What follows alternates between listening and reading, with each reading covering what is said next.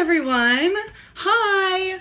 I am currently working and I thought I should probably share what's on my mind. So hello world, I think this will be Facebook, but I have just recently gone on a personal development diet. So feeding my mind and brain just the best juice of the juice.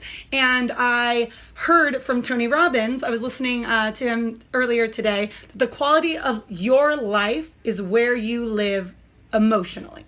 That's it. And I firmly believe that. And as I'm here doing some work, I'm looking up at my 3 traps, right? My 3 mind traps, if you will. They're right over here. And I thought I'd share them because I think that everyone should make a list of what traps they fall into. Keep them there because if you're falling into them, literally in the midst of your work, you can look up and put yourself into check. And my 3 are first, a fear of people, which is kind of unbelievable, and a big part of why I'm doing this video, because I am an extrovert, but I'm like a closet extrovert who's actually afraid of, or what used to be, it's getting so much better, afraid of actually connecting with someone on a deeper level. Like I walked around with this guard up because everyone thinks that someone else is gonna find something out, and you'll pull back your personal curtain and they'll find out you're a fraud somehow, and that just doesn't exist. It's a trap of the mind. So getting through that and keeping that, if I'm not doing something and I think, are you just afraid to talk to this person, Erika, or are you just afraid of the outcome? I can check in with that and not fall into that trap. So the other trap that I fall into, laziness. And that is huge for me to say because I hate the word. I almost didn't put the word, I almost put a nicer word on my wall, but you can see it.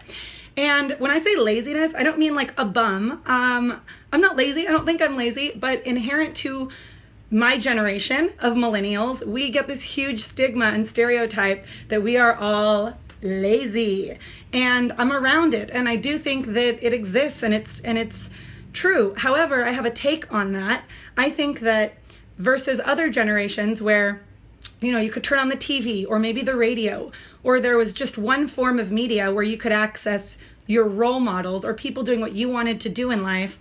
I think that that was more encouraging for people. And they had this ability to not fall into discouragement because someone else was already doing it that they saw on television or radio.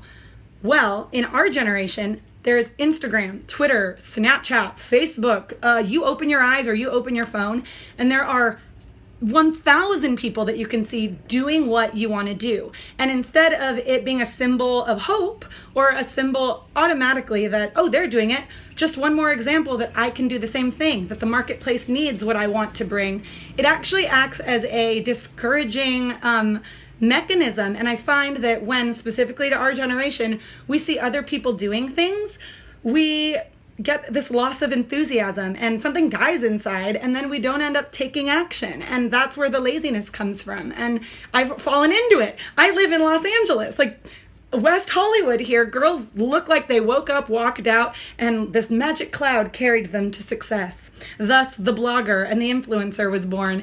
And so I think to a lot of people specifically around my age and in my generation, they see that every day, people succeeding. And instead of it being examples of what they can do as well, it's self-defeating. And thus, if you've heard that saying, you multiply your life by subtracting, or you add encouragement by subtracting, versus being able to see 1 or 2 role models doing it big generations ago and thinking, okay, that's a line of focus. That's one person who did it and I can follow their path. Now we have access to seeing 1 million. So we've added all these symbols of what should be hope, but in reality, we've just subtracted our ambition and drive and reduced it to thinking, well, I can't do it too if 100 other people did it. And so I keep that in check. So when I don't want to take action on something, I just look, oh, am I falling into one of my 3 traps? Laziness, Erika. That's crap. Go ahead and take action anyway. And then the last thing is overcomplication, which is so huge for me. And when I say overcomplication, I mean adding so much meaning to everything that's happening. If if you're working with partners, or if you're collaborating with someone, or if you're reaching out, maybe you're getting clients.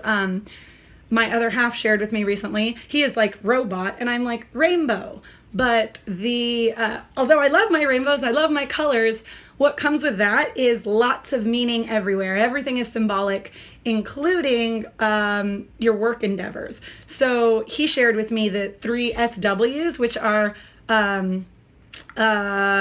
so what, some will, some won't, so what, someone's waiting. Move on. And it's meaningless. And that's really changed my perspective and made me just complicate things less, because I think what happens is, specifically like this video, I'm like, who am I to make a video right now? I haven't before, and I've kind of always wanted to. And I'm like, I want to share this with Earth and, Facebook or YouTube, and I see everyone else out there doing it, and then it's where you fall into this state of being paralyzed, is you see people and it looks so easy, but it took courage for them to do it too. And so instead of overcomplicating it today, I'm like, well, I should probably just share, because what complication or overcomplication actually is the gateway to ruminate and ruminate and ruminate in something and make a problem so much bigger than it actually is, because people don't overcomplicate things to solve them. They overcomplicate things so that they don't have to, and so that they can sit back and say, oh, you should have seen all the stuff that came with it, or it meant this, and just add so much meaning to things that don't have to have it. And it's just access for you to not take action on your goals and dreams, which is a pity. So anyway, I love everyone. That's real.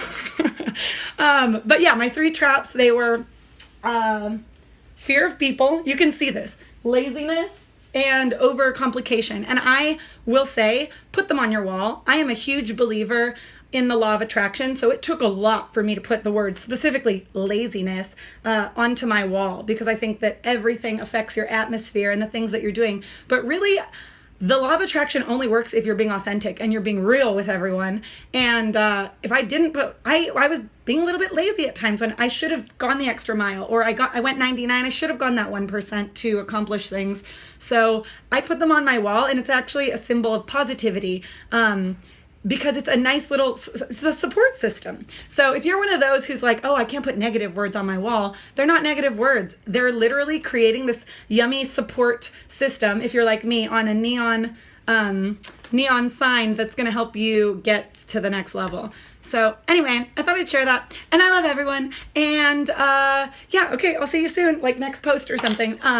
Oh, and also I have a program coming up. Yay! So aside from entertainment, I also run something called the Spotlight Method, and that begins next month, and it's all about stepping into your own spotlight. So lots of the tips you heard are incorporated in that, but it pertains to media, visibility, exposure, and really gaining eyeballs and visibility so that you can become the authority in your industry and share your story, because we are not born to hide. A friend of mine, Seth Mosley, Grammy award winner in Nashville, just posted that. He's killing it, Millennial.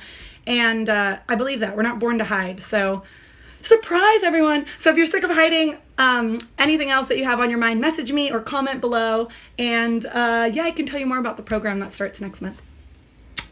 Bye, world.